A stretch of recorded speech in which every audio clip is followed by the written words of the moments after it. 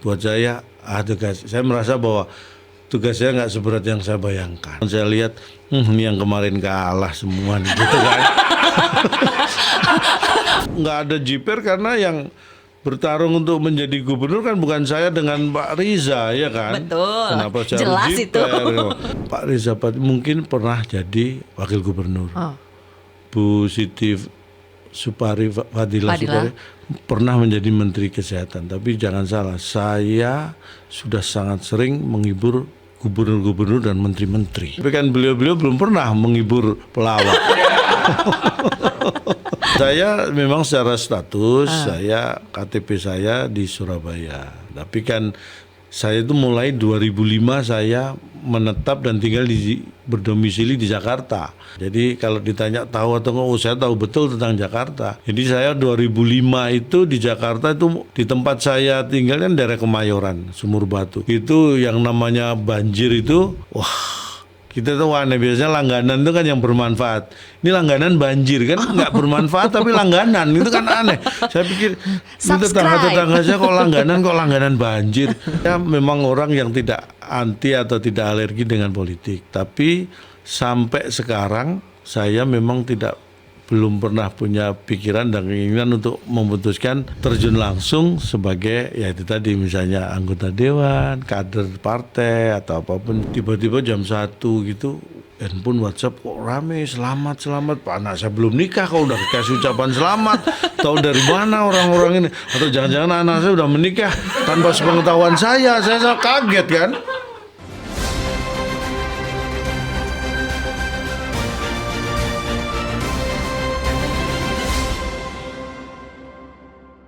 Halo teman-teman, ketemu lagi di podcast Si Paling Kontroversi bersama saya Zilvia Iskandar. Dan kali ini podcast Si Paling Kontroversi menghadirkan ketua tim sukses dari salah satu paslon di Pilkada Jakarta.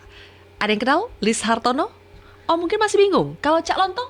Nah, kalau Cak Lontong pasti semuanya tahu nih. Apa kabar Cak Lontong? Alhamdulillah baik. Cak, aku juga baru tahu loh nama aslimu Lis Hartono ya. Aku juga kalau nggak kamu sebut udah lupa. Beneran Cak, itu nama asli Lis Hartono ya? Kirain Asli. beneran Lontong nama aslinya. Bukan dong, Lontong kan nama asli. Nama asli makanan maksudnya gitu. Aduh, kalau sama Cak Lontong gimana ya? Mode serius gak bisa ya? Oke, kita mode lawak aja ya Cak ya? Ya boleh. Tapi topiknya serius. Tapi mohon maaf aku nanti jawabnya serius ya. Oh iya, gila. Pas jawab langsung Lis Hartono ya? Mode Lis Hartono ya? Iya. Oke, Cak, kaget gak ditunjuk sebagai ketua tim sesnya Pramdul? Saya lebih kaget diajak podcast si paling kontroversi daripada itu. Saya juga kaget kenapa ada podcast ini bersama Cak Lontong. Kalau kaget sih begini, kalau ukuran kaget itu kan skalanya levelnya banyak ya. Mungkin kalau 1 sampai 10 saya kagetnya itu mungkin di kisaran ya 4 lah.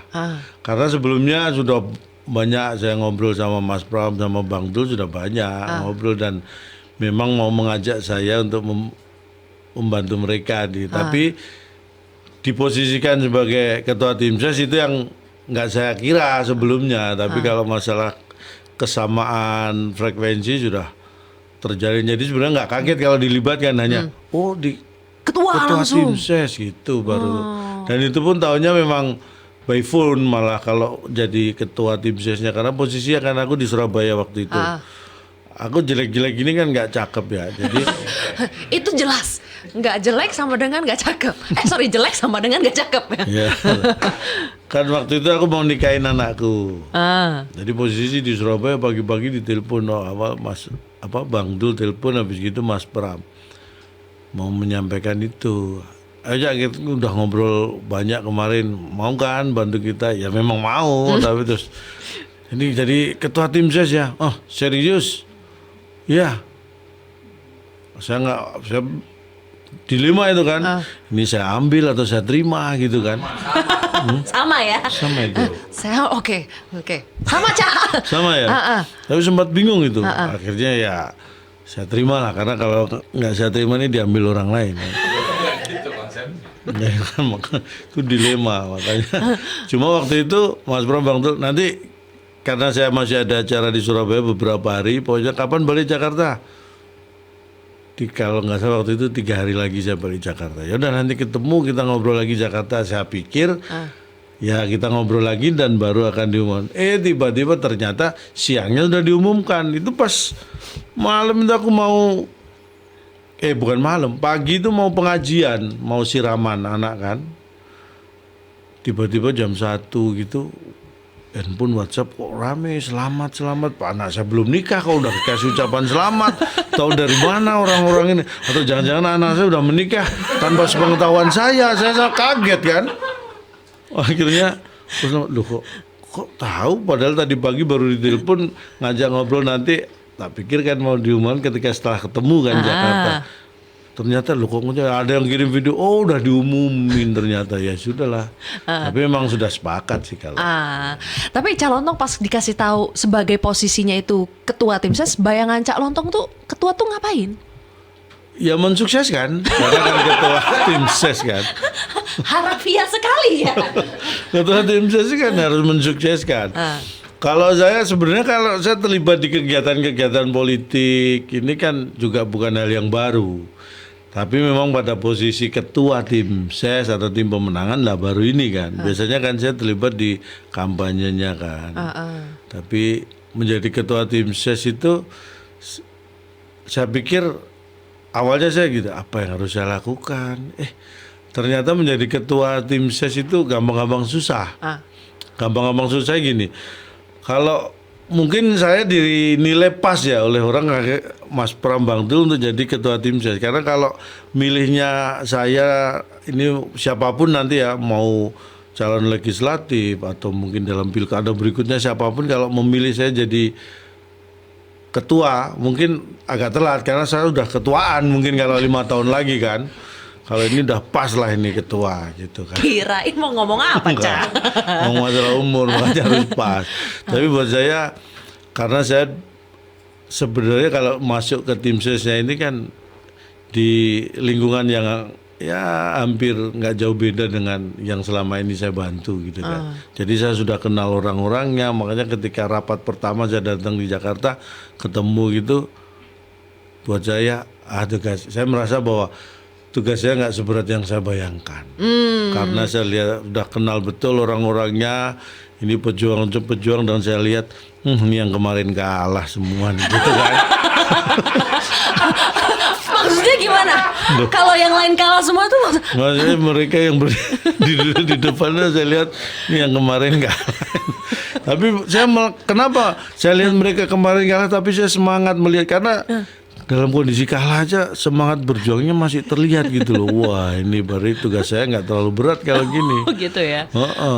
Tapi bayangan Cak Lontong tuh awal kan ini kemungkinan berat nih. Beratnya itu kayak gimana bayangan Cak Lontong? Ya mungkin beratnya dalam sisi karena belum pernah aja sebagai ketua gitu. Tapi kan kadang-kadang kita itu terjebak, ini secara administrasi apa yang saya lakukan ya, ini apa sesering apa saya harus tanda tangan misalnya gitu. Itu kan hal yang nggak pernah kepikiran gitu. Tapi buat saya bayanginnya ya seperti itu, lebih ke ribet nggak sih gitu jadi ketua itu. Tapi kalau secara pekerjaan saya sering terlibat gini ini sebenarnya paham juga sudah. Gitu. Terus melihat yang lain-lain kan misalnya yang sebelah ketua tim sesnya Bang Riza, politikus, pernah jadi wakil gubernur Jakarta lagi kan, pendampingnya Mas Anies. Ada sempat ngerasa jiper, minder buat seorang Cak Lontong? Oh enggak dong, karena kenapa saya nggak ada jiper karena yang bertarung untuk menjadi gubernur kan bukan saya dengan Pak Riza ya kan. Betul. Kenapa saya jelas harus jiper? Itu. Dan saya punya paslon yang saya sangat banggakan, jadi nggak ada jiper itu, ya kan, Mas Prambang tuh, ya kan. Terus, karena pernah ditanya juga di tim sana ada Mas Riza tadi, kemudian ada Ibu Siti Fadila dulu menteri, mantan Menkes, mantan Menteri Kesehatan. Sedangkan saya kan hanya pelawak, komedian gitu. Wajar kalau ada pertanyaan nggak minder atau jiper itu wajar. Saya bisa memahami pertanyaan itu. Tapi yang harus diketahui bahwa Pak Riza mungkin pernah jadi wakil gubernur. Bu Siti Fadila Supari pernah menjadi Menteri Kesehatan. Tapi jangan salah, saya sudah sangat sering menghibur gubernur-gubernur dan menteri-menteri. Levelnya udah lebih advance ya. Enggak juga sebenarnya. Tapi artinya saya sudah akrab bergaul dengan beliau-beliau juga gitu. Tapi kan beliau-beliau belum pernah menghibur pelawak. Tapi serius nih Cak, misalnya nih kalau calon toh kan pasti udah banyak nih undangan dari TV-TV media gitu ya untuk ayo ketua tim ses kita saling debat, panaskan debat, apalagi hari Minggu mau debat perdana kan. Ya. Belajar dulu gak Cak? Iya kan? Saya tuh waktu itu diminta di kontroversi diundang kan. Ya tanpa minta pun spontanitas dari tim-tim sukses itu tiba-tiba ngirimin materi banyak, bong tentang ini, tentang itu. Mereka tentang yang ini. khawatir ya Cak? Bukan mereka yang khawatir, mereka support gitu kan. Ini bisa diolah, ini belum. Saya seneng mau materi bertaburan gitu. Tapi begitu saya malah kayak jadi mau skripsi ini kan.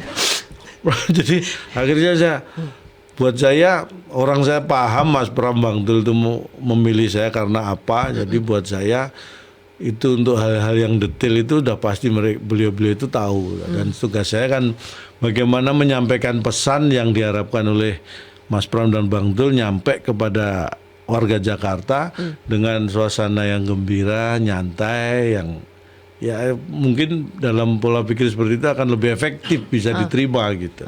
Tugas saya membuat itu menjadi seperti yang diharapkan, bukan karena yang toh nanti yang mengeksekusikan bukan saya, beliau berdua kan, dan saya yakin Mas Pram Bang Dul tahu betul apa yang akan dilakukan. Karena beberapa kali saya mengikuti ketika ketemu dengan warga, ketemu dengan ya macam-macam lah, salah satunya kayak kemarin di tim Taman Ismail Marzuki, ketemu dengan Dewan Kesenian Jakarta dan sebagainya. Beliau tahu betul apa yang harus dilakukan buat saya, dan saya kebetulan orang seni, jadi ya semakin yakin bener memang harus gini. Oh, Cak, ada yang nanya gak? Calontong orang Surabaya, tahu apa tentang Jakarta? Nah ini ada yang nanya nih. Kok pakai nanya, dia sendiri nanya. Gimana sih? Ya saya mancing Calontong supaya lebih lucu lagi gitu loh maksudnya. Ngeles. Ada yang tanya seperti itu. Memang secara status saya KTP saya di Surabaya. KTP Surabaya. Jadi saya nggak punya, anggap aja saya kan nggak punya hak pilih di sini. Tapi kan saya itu mulai 2005 saya menetap dan tinggal berdomisili di Jakarta. 19 tahun saya sudah di Jakarta ini. Jadi kalau ditanya tahu atau enggak, saya tahu betul tentang Jakarta. Jadi saya 2005 itu di Jakarta itu di tempat saya tinggal kan daerah Kemayoran, Sumur Batu. Itu yang namanya banjir itu, wah kita tuh aneh, biasanya langganan itu kan yang bermanfaat.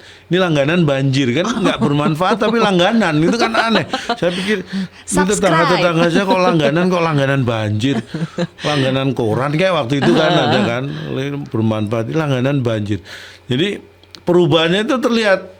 Jadi saya tahu betul dulu bagaimana ketika ada gubernur baru apa yang dilakukan sampai daerah saya akhirnya waktu itu bebas banjir. Jadi kalau awalnya langganan banjir, jadi banjir itu seperti hal yang biasa ditunggu malahan, karena langganan kan ditunggu, kalau nggak datang kan malah emosi. Saya udah langganan nggak datang gimana sih?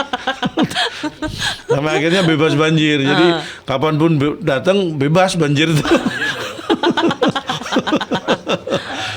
Artinya perubahan itu terasa ya, dari yang dulunya banjir itu jadi sesuatu yang biasa terjadi sampai akhirnya kita bersyukur karena nggak ada lagi banjir. Jadi ada perubahan dan itu saya ngalami betul. Jadi tahu saya 19 tahun kalau dibilang tahu Jakarta, jawaban saya tahu betul karena saya juga pengamen. Dulu saya kemana-mana kan sering naik angkutan umum zaman waktu itu. Transjakarta, saya dulu berangkat syuting aja naik Transjakarta itu sampai siapa artis-artis yang waktu itu saya merasa orang masih dari ya kampung lah ya Jakarta gitu, berangkat syuting naik busway Transjakarta itu mereka heran, hah Jangan dong naik. Jadi saya bawa kostum. Kan nggak punya asisten, nggak punya apa, saya bawa kostum sendiri. Di busway waktu itu unitnya juga belum banyak, jadi mesti berdiri. Turun persis, karena kenapa saya milih naik Transjakarta, karena begitu turun langsung di depan di daerah Grogol itu langsung jalan nyampe. Jadi kan satu murah, kedua juga praktis. Alasan yang ketiga sih yang paling dominan, karena belum punya kendaraan. Iya pasti. Sebenarnya waktu itu saya juga mau ambil sepeda motor kan, tapi kok diliatin sama yang punya. Akhirnya Itu nyolong. itu nyolong. Makanya saya batalkan. Oh, untung batal ya. Jadi tahulah perubahan Jakarta, saya merasakan dan tahu betul. Terus apa lagi dong yang mau diubah dari Jakarta dengan kehadiran Pramdul? Itu udah pasti kan. Tapi kalau saya melihat kan banyak hal yang harus dilakukan untuk warga Jakarta, karena kita kadang-kadang berpikir gini, bahwa dalam hidup kita ketika kita punya solusi terhadap persoalan atau suatu masalah, itu merasa bahwa itu sudah selesai. Jangan salah, solusi itu akan punya masalah baru. Apapun itu, ketika kita punya handphone, kita merasa bahwa kita berkomunikasi bisa lebih mudah. Untuk urusan komunikasi bisa jadi, tapi ada masalah lebih besar lagi karena keberadaan handphone, gadget itu kan, dan dampaknya ternyata itu lebih banyak hal yang buruk daripada manfaat komunikasinya kan gitu. Jadi tidak semua solusi itu selesai setelah itu nggak ada masalah. Artinya apa? Kalau menghadirkan Mas Pram dan Bang Dul, ya masalah itu selalu mutakhir, ada aja terus itu kan, dan itu tidak boleh berhenti diselesaikan oleh siapapun. Dan saya yakin Mas Pram dan Bang Dul orang yang tepat, karena buat saya begini loh, Jakarta ini jangan main-main lah memilih pemimpinnya, karena jangan sampai ini dijadikan ajang siapapun yang ingin memimpin Jakarta, tetapi dengan tujuan sebenarnya ada hal yang ingin dicapai lebih tinggi dari itu, hanya sekedar batu loncatan. Maksudnya Pilpres? Ya tahu sendirilah. Nggak tahu.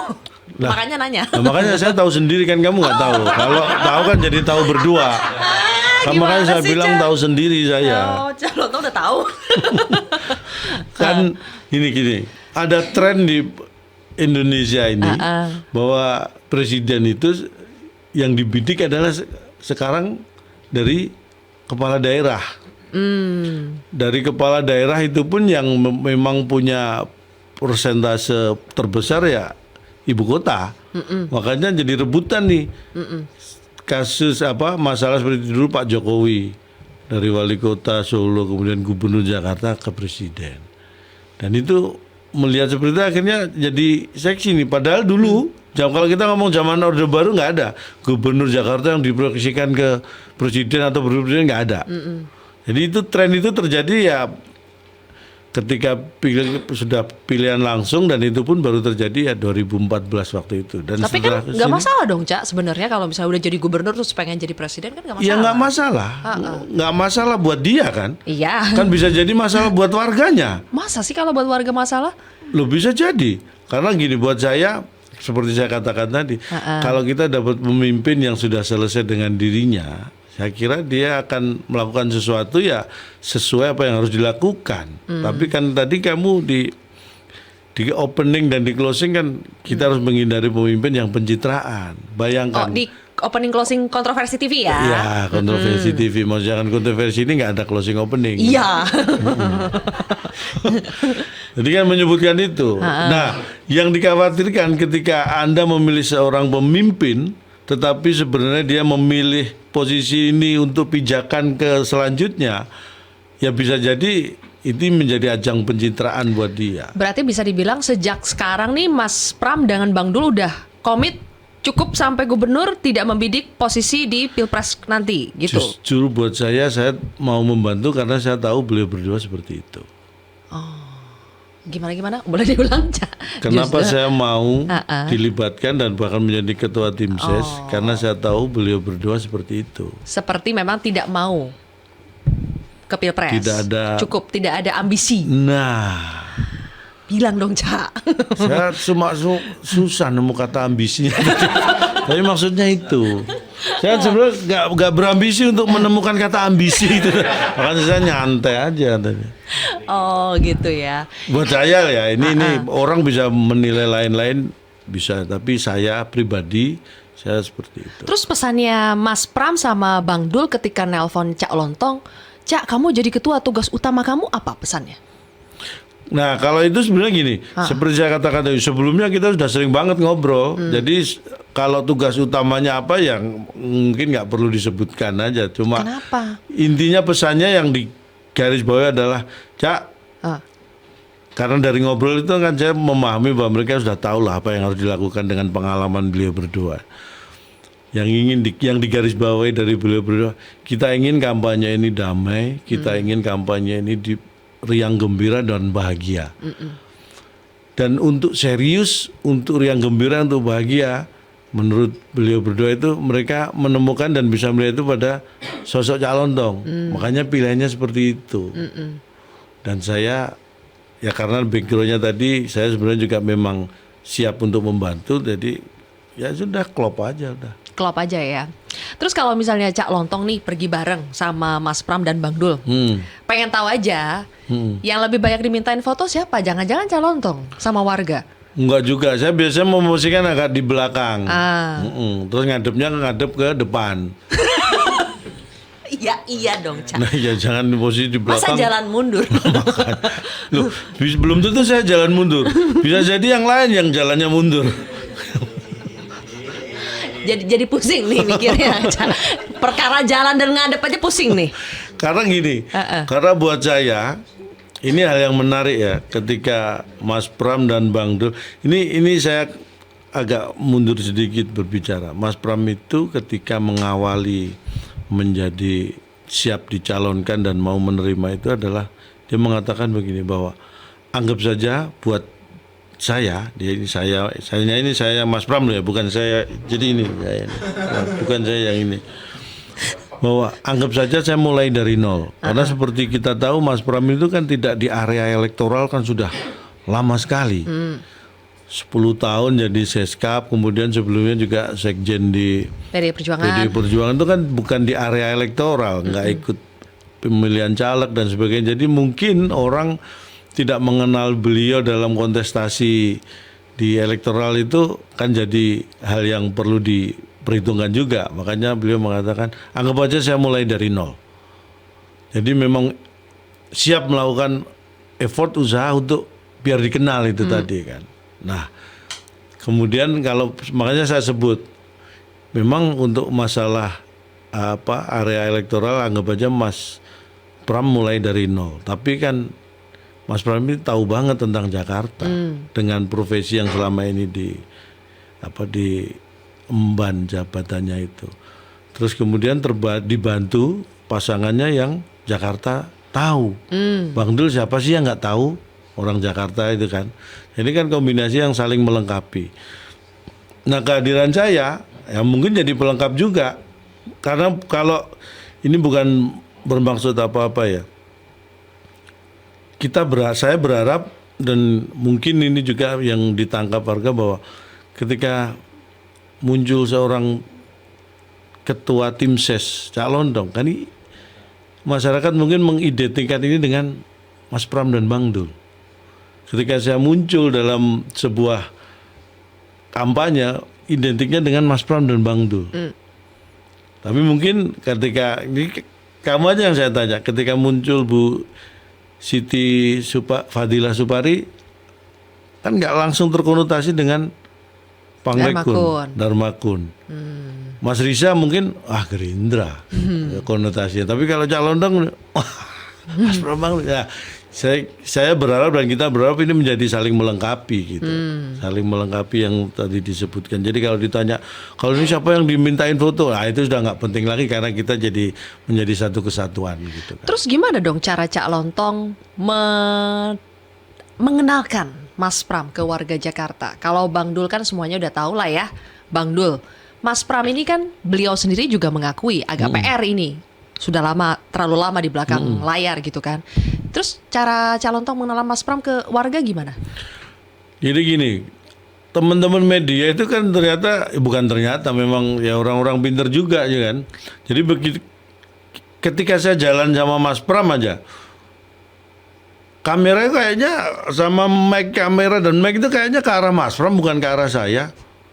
Artinya tahu bahwa menjadi spot pandangan utamanya Mas Pram. Ini calon gubernur Jakarta gitu. Saya orang yang ditugasi membantu beliau gitu. Jadi tanpa diarahkan udah tahu, media itu sudah tahu bahwa ini gubernurnya. Jadi kalau memperkenalkan ya saya nggak begitu orang kayak contohnya saya ngikut beliau ke kampung-kampung itu memang adanya calon dong tahu calon dong, tapi mereka ternyata juga tahu Mas Pram juga. Makanya nggak heran kalau ketika diumumkan dicalonkan dan 28 Agustus ya.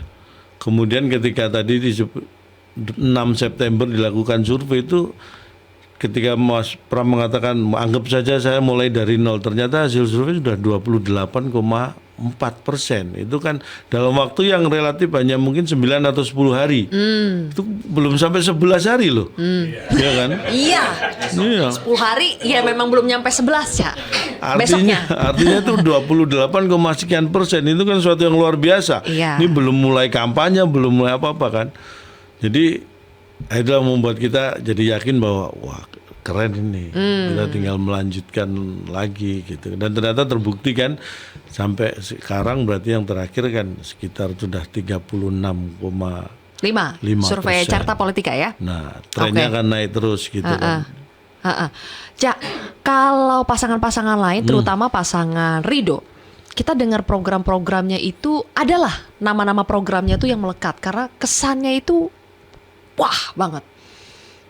Maghrib mengaji, mobil curhat, bangun hunian di atas stasiun pasar. Kalau Pramdul tuh ngapain, Cak? Mau bikin apa?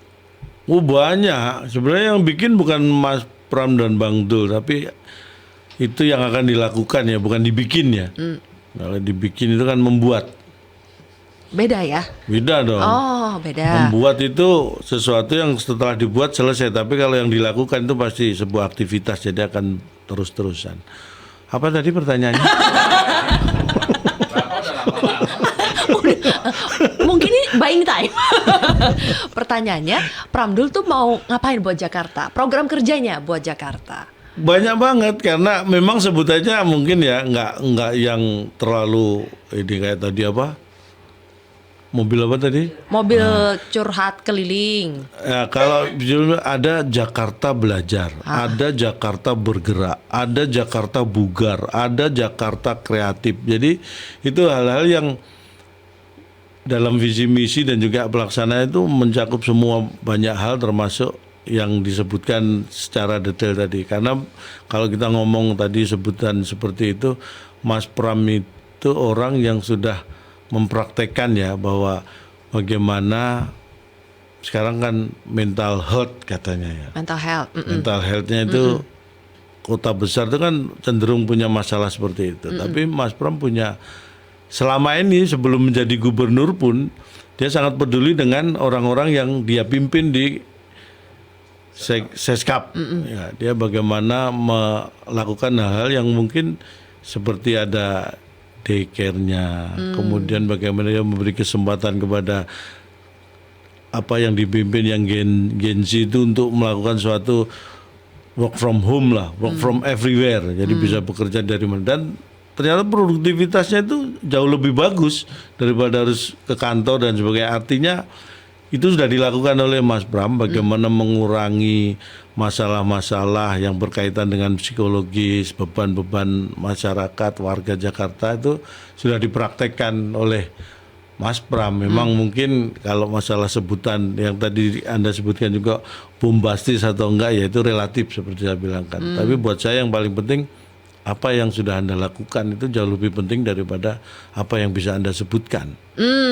Jadi maksudnya track record Mas Pram terutama selama ini tuh membuktikan akan lebih banyak ini implementasi tuh udah pasti banyak action lah ya. Betul sekali. Nggak hanya sekedar janji, gimmick. Iya, karena selama ini kalau kita lihat Mas Pram itu kan juga memang kerjanya ya action aja, nggak banyak ngomong, dia nggak banyak muncul dalam arti di televisi dan sebagainya, di media dan sebagainya, tapi kerjanya sudah terbukti.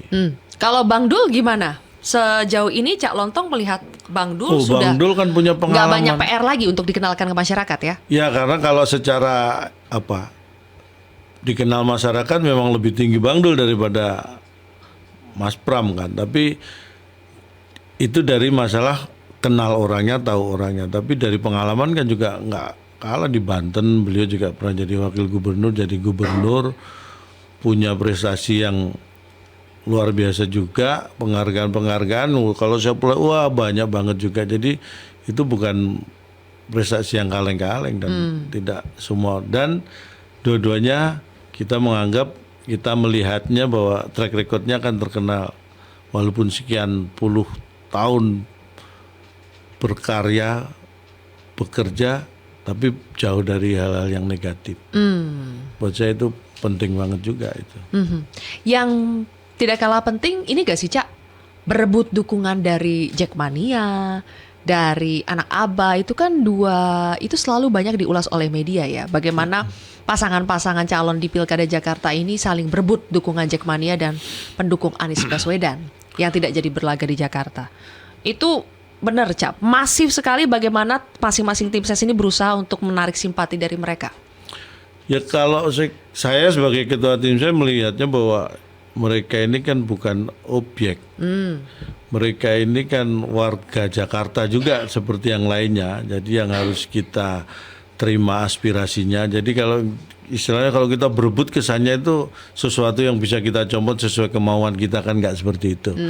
Kita kan lebih bagaimana tahu aspirasi yang diinginkan sebenarnya seperti apa. Dan itu dilakukan seperti yang saya sebutkan tadi, Mas Pram, Bang Dul melakukan itu dengan cara, dan bukan hanya ke pendukungnya Abah, anak Abah ya Pak Andi, karena memang yang terdekat terakhir gubernur kan beliau kan. Ya. Jadi memang, dan di kontestasi itu kan ada yang terakhir pun pengennya beliau juga maju lagi, ternyata nggak bisa. Jadi pendukungnya sudah pasti masih ada dan itu perlu diperhitungkan memang iya. Tapi buat kita ini bukan ajang untuk merebut, tapi ajang bagaimana merealisasikan aspirasi dari anak Abah ini supaya tetap bisa berkelanjutan.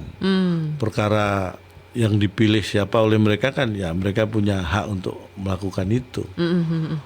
Dan kita tidak berusaha merebut dalam arti, ya kalau orang merebut kan akhirnya jadi mungkin lebih ke mengiming-imingi ya, dan kita bukan tipe yang mengiming-imingi, tapi kita lebih mendengar, kita tahu, kita akan melakukan sesuatu yang seperti diharapkan. Yang kayak bikin Jackmania Center itu bukan bagian dari mengiming-imingi itu, Cak? Oh, bukan dong, karena realistis. Kalau kita ngomong ini JIS di Jakarta dibangun oleh gubernur yang sebelumnya, kalau ini menjadi tempat atau Jackmania Center atau tempat base campnya Persija kan sangat wajar, sangat realistis.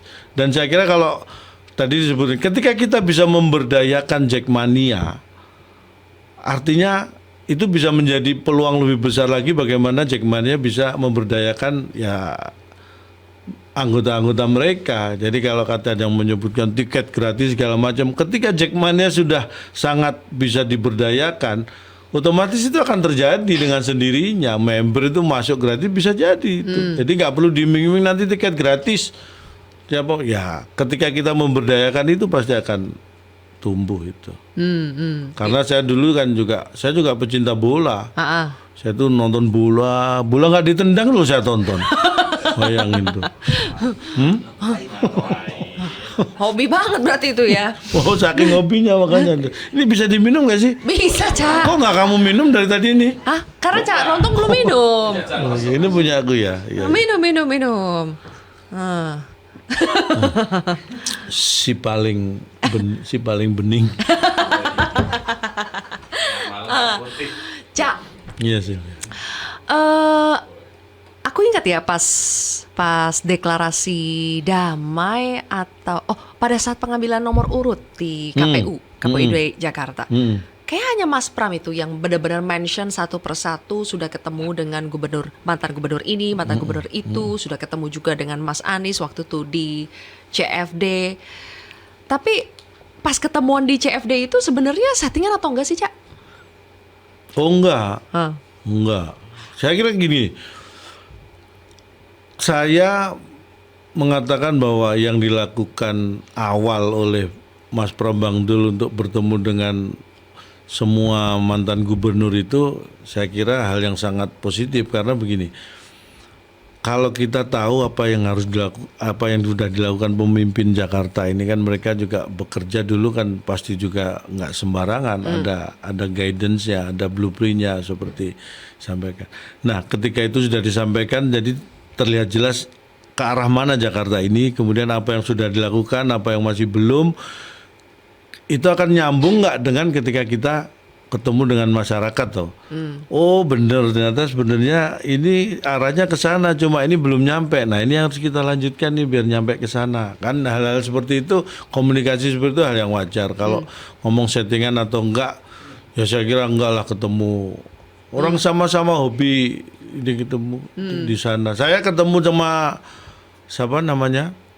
Pak Riza juga bukan settingan. Kan kamu yang ngundang. Itu saya yang setting berarti. Oh, kamu Kan ngundang. Oh, diundang bukan disetting. Tapi Bu Siti Supari nggak datang. Oh, beliau berhalangan. Oh, karena Tapi kan nggak digantikan sama Master Alma tadi ya. Kenapa, Cak? Nah, teman saya itu Master Alma. Dia kan motivator Magic Motivator. Magic Motivator. Sebelumnya udah kenal ya, Cak ya? Pernah tahu, pernah kenal, tapi kalau kenal deket sih enggak, tapi pernah dengar, pernah tahu. Karena saya dulu kan juga motivator. Iya. Saya kan dulu ya motivator saya. Oh, memotivasi siapa? Saya memberi motivasi supaya saya bisa beli motor. Tapi serius, dulu di Metro TV ini kan ada apa? Mario Teguh, Golden Ways. Ya. Ini percaya tidak percaya.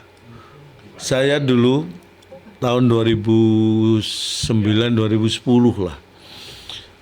Ketika mulai muncul stand up comedy kan, saya itu berpikir bahwa saya melihat Mario Teguh bisa jadi motivator dengan Golden Ways itu, saya berharap suatu saat saya punya program di Metro TV gitu kan.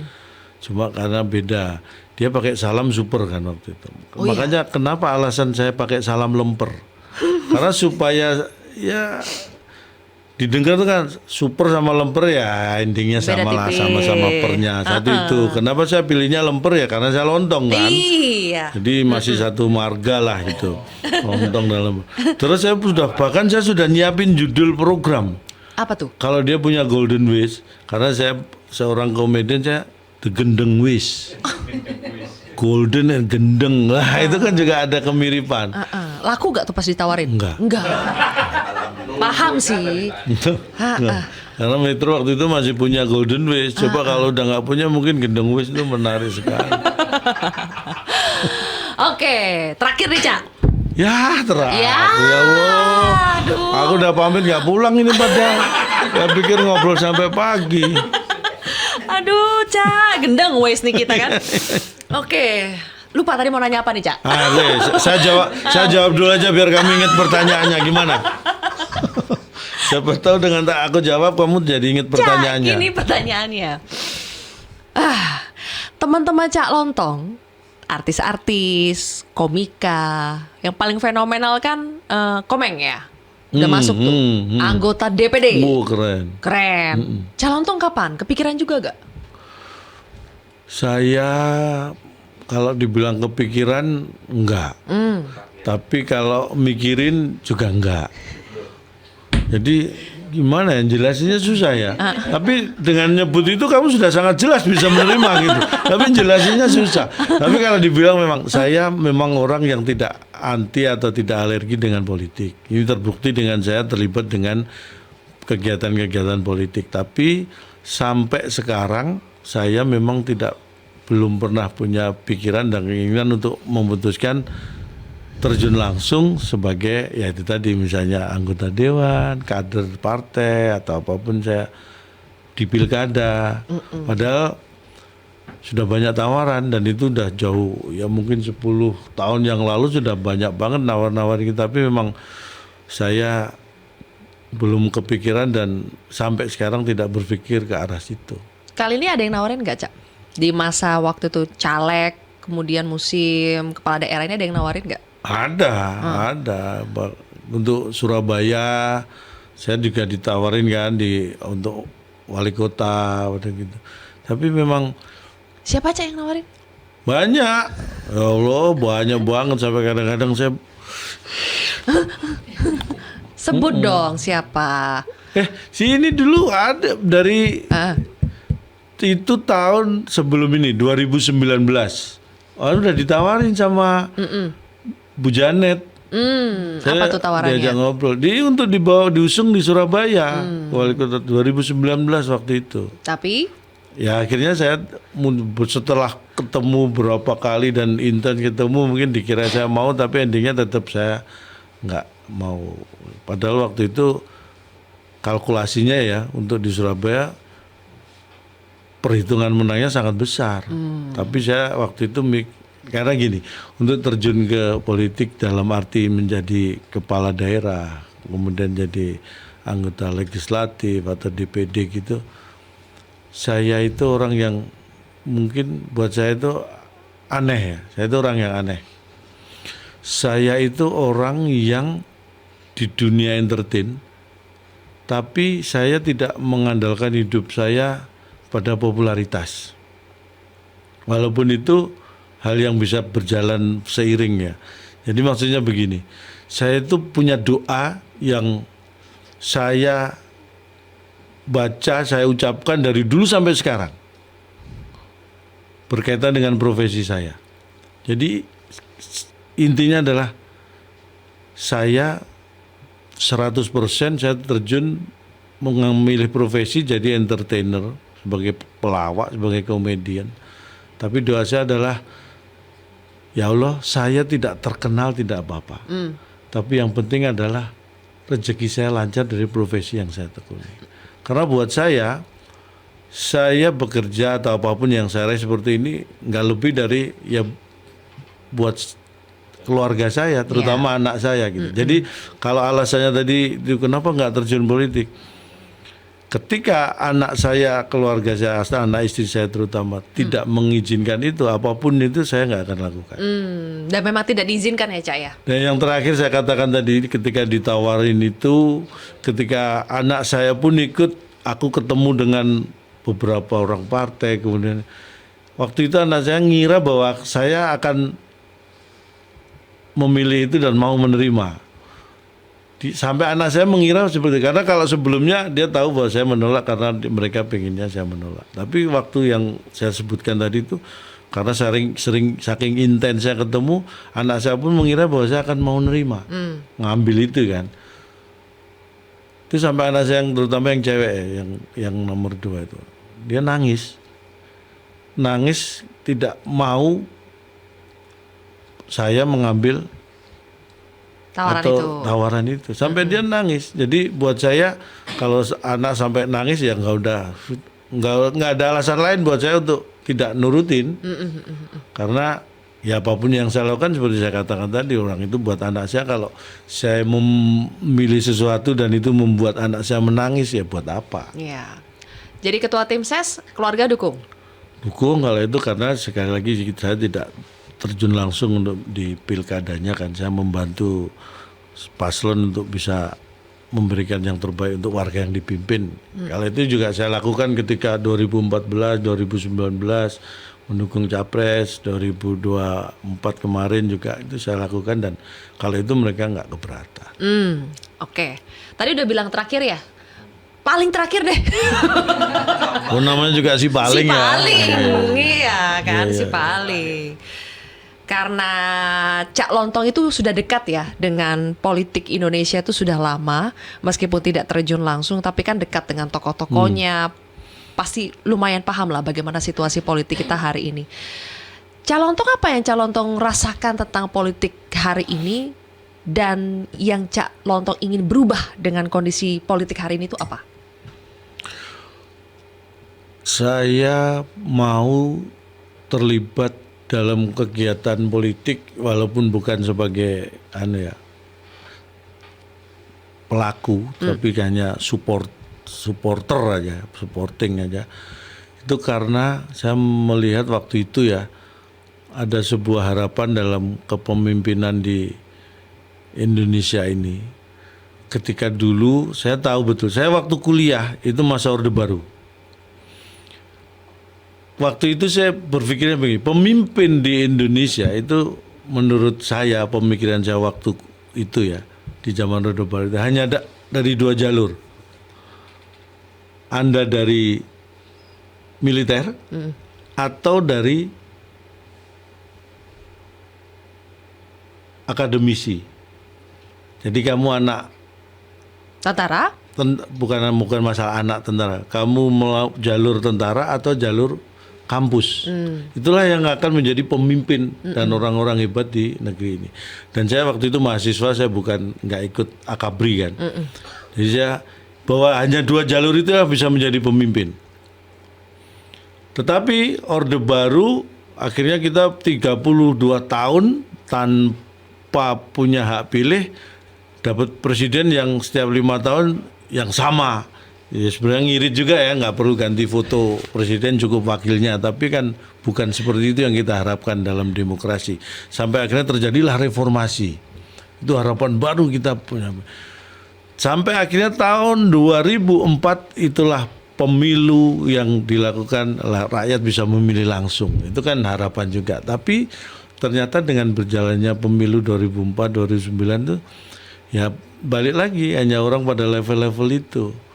Sampai akhirnya 2014 itu ada harapan baru bahwa ada seorang pemimpin yang bukan anaknya siapa-siapa.